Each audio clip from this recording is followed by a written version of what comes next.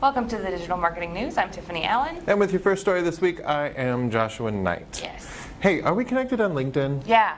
Okay, good. That means that you see all of the cool stuff that I post about our cool clients, one of which happens to be LinkedIn. Oh, yes, go actually. on. So I was excited to see that hashtag client LinkedIn is getting busy with its mission to make B2B marketing super awesome and even more cool than it already is. There are several new updates from LinkedIn. Would you like to join me in sharing them with our audience? Okay, well, first off, you can now target using search data from Bing! Every time. Right? I have to. Which it makes sense that, that given they were taken over by Microsoft earlier this year, or last year, and Microsoft owns Bing! Yeah. So yeah, you can use that search data. That's great. Also, there are new audience templates being rolled out that you can choose from member skills, job titles, and groups, kind of like little rolling togethers of all of those demographics just to go, oh yeah, these dudes. Yeah. And it makes it easier to set up your campaigns. Even so better. Can't wait to play around with those. Yeah, and there's also some new lookalike audience capabilities that are kind of neat. So, it allows advertisers to target LinkedIn members with the same traits as their ideal customer. I see. Yeah, and they can do this based on similarities to existing customers, website visitors, and targeted accounts. And beta users have seen a 5 or 10 times increase in campaign reach from doing this. Nice. Although I when I saw lookalike audience, I really wanted some stuff like to go by profile pictures. To say, like, if you shaved your beard, you might be able to pass for Seth Godin in the dark. Like, that's what I want LinkedIn to say about me. It'd be fine. You could ask. Or like, find me marketers with eyes as dreamy as Jay Davis's. If we could only. Yeah. That'd be great. Someday. Beards as majestic as Leodin's. Lee Odin's beard. Lookalike audiences. It's going to be huge. Perfect. Leodin's beard is my new, exclamation too. Leodin's beard. I knew it. By the way, Leodin's beard. Twitter is cracking down on API abuse. Oh, it's true. Who saw that coming? It looks like a lot of developers are being a little shady with the Twitters because Twitter is charging for the number of times you call their data and what you're using that data for more specifically. So there are some folks apparently have been using Twitter's API to run kind of a side business, bundling up Twitter's data and offering it as their own B2B service. Not so great. So if you're doing that, stop. If you're not doing that, but you are calling more than 100,000 times a day, which is a whole lot. That's a lot. You're going to need to submit your app for review to make sure you're on the level. So they're going to do this auditing starting in June. Okay. And if you're using that data to serve your business customers, if you're making it a B2B tool, there is a whole pricing structure that they've laid out, and you can see that in our link in our blog. Good to know. Yes, keep it on the level, guys. Come Keep it on the level. Another news about advertising platforms, because Twitter ads you can do. Yep. A recent report from International Marketing Intelligence Service, WARC, W-A-R-C. Also my favorite Rihanna song. It's true, I've seen it.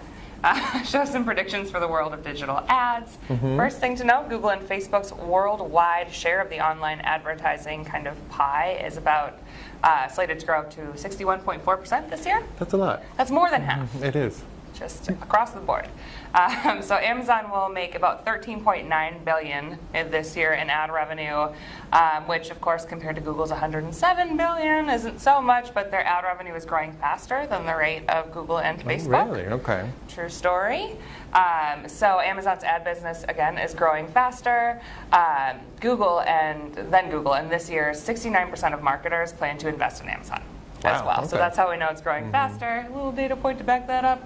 And then one other thing to note in terms of just kind of organic and voice search is that Amazon is also beating Google on voice. So Echo is used by about 63% of American smart home device users. Google's about 26%. So that's quite a big share. And of course, because Amazon does e-commerce, right? Folks are like, Amazon, buy my item, and then they get it, and it's a little bit faster. So something to think about too from an e-commerce standpoint, from a digital advertising of your product standpoint.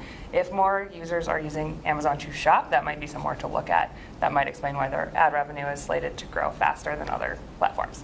For sure, and keeping in mind that, of course, Amazon is one of the top 3 search engines now. So a lot of people on there doing a lot of stuff. Apple, though, just finally, they're kind of a latecomer into the voice search thing, so I think we're going to want to keep an eye on them going forward, too, because Apple tends to upend and dominate stuff. It's probably really pretty, too. Yeah, so we'll have to see what happens with those. Yeah. So So for our final story this week, we have a fascinating little study from a firm called Hotwire. They used to steal cars, but now they're doing, Hotwire, a very trusted firm, has nothing to do with vehicular theft of any kind. But they asked the interesting question, should B2B companies be taking a stand on high stakes issues? So this is stuff like data security, income inequality, harassment in the workforce, all these huge issues that are kind of dominating the conversation. And they found that 80% of business leaders would end a business relationship based on a vendor failure to address these issues. Wow. So this is a huge deal, right? But even more so, 82% of consumers said they would consider a boycott of a brand associated with a supplier that had values counter to their own. Wow. So say you're making the cloud computers that McDonald's uses to render their hamburgers. Right. And your values are contrary to somebody who shops at McDonald's, they might choose to boycott McDonald's because of you. Wow. So that means B2B is not, we're not insulated from the end consumer, and businesses that are consumer facing are starting to realize this, so kind of expanding our responsibility. Yeah, and along that line of responsibility, only 31% of senior marketers and 22% of business leaders said that their company does in fact have the core values needed to guide their company through one of these events. Ooh. Yikes. Yeah. So a vast majority need to maybe write down what those core values are. Yeah, because they have to have them, right? They It's have just to. not having the strategy written down. Right, exactly, that happens.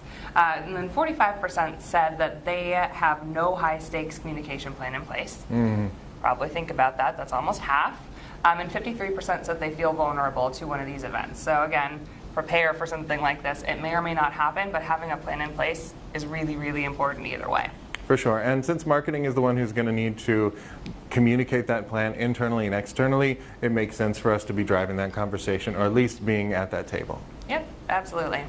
Well, that's all the digital marketing news we have for you today. We'll be back next week with more. If you need more in the meantime, you can follow me on Twitter at Tiffani_Allen or TopRank at TopRank. Right, you can find me on Twitter at Nitewrites, that's Nitewrites. Please do check out the blog for all of the stories we discussed this week and more, and do subscribe if you're watching us on YouTube. Thanks for tuning in. See you next week.